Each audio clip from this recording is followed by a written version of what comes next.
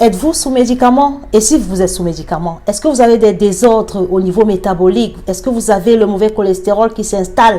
Est-ce que vous avez le trouble, voilà, le diabète de type 2 qui est en train de naître par une insulinorésistance, par exemple? Est-ce que vous avez des triglycérides? Est-ce que vous avez fait une prise de sang récemment?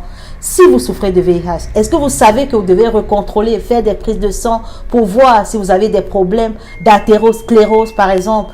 Est-ce que vous savez que même les médicaments peuvent être facteurs de risque de maladie cardiovasculaire? C'est l'histoire de cette patiente très jeune qui se pose des questions. Comment vivre avec son VIH? Comment se nourrir? Quand on parle d'hygiène de vie impeccable, en fait, c'est quoi? Comment elle doit faire? Comment? Est-ce que c'est se laver? Non, c'est pas que ça. Qu'est-ce qu'elle doit mettre dans son plateau repas? Parce que ici, on parle surtout de l'alimentation. Ici, je vais vous dire comment s'alimenter si on souffre de VIH/SIDA. Comment on peut faire pour vivre avec cette maladie?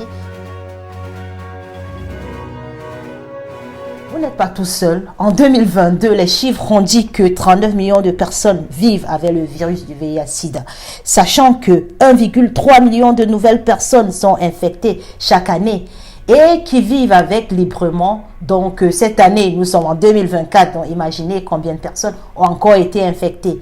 Mais on peut vivre avec. Il y en a qui meurent, bien évidemment, parce que 630 000 personnes sont mortes de cette maladie ou d'autres maladies qui sont liées au VIH/SIDA. Donc, il parle du VIH/SIDA, des complications dont j'ai énuméré déjà, et qui souffrait de VIH/SIDA, qui portait ce virus. Une autre patiente qui m'a demandé, est-ce que c'est important ce traitement? Si ça ne soigne pas, en fait, si on n'en est pas guéri.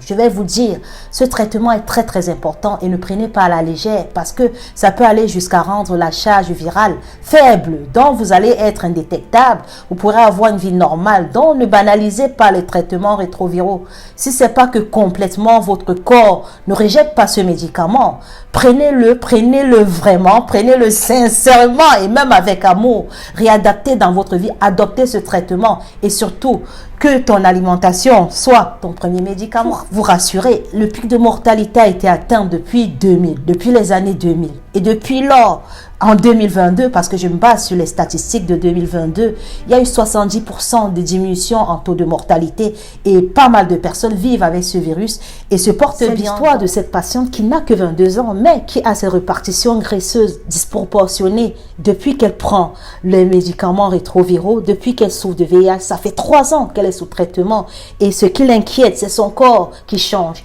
Elle a des boulets, elle ne comprend pas, ça surgit n'importe où. Malgré tout ce qu'elle fait, là, elle est venue me voir et aujourd'hui, je vais vous dire qu'est-ce qu'il faut faire, quel régime adapter, comment changer les régimes spécifiés par rapport à votre situation. Donc, asseyez-vous confortablement et regardez du début jusqu'à la fin. Que ton alimentation soit ton premier médicament. Oui, je reviens là-dessus parce que c'est très important. Quand vous souffrez de VIH/SIDA, vous allez remarquer des changements, que vous soyez sous traitement ou pas, que vous supportez ou pas. Vous avez besoin de vous alimenter et les nutriments seront même très essentiels pour votre vie désormais. Et il va falloir réadapter tout le temps, changer tout le temps et se remettre en question également parce que l'hygiène de vie doit être impeccable.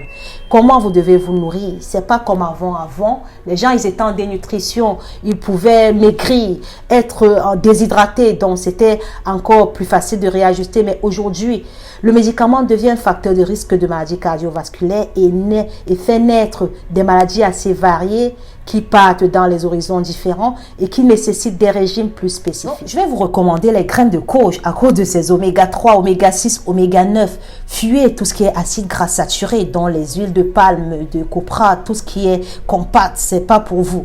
Et adaptez tout ce qui est coloré, orangé, rouge, donc qui contient des polyphénols, des antioxydants et ayez connaissance de vos portions en termes de fruits pour y intégrer et en termes de protéines pour pouvoir augmenter parce qu'on va augmenter aussi le taux de protéines. Là, je parle sur une base générale. La santé, c'est comme un jardin potager. Ça se cultive.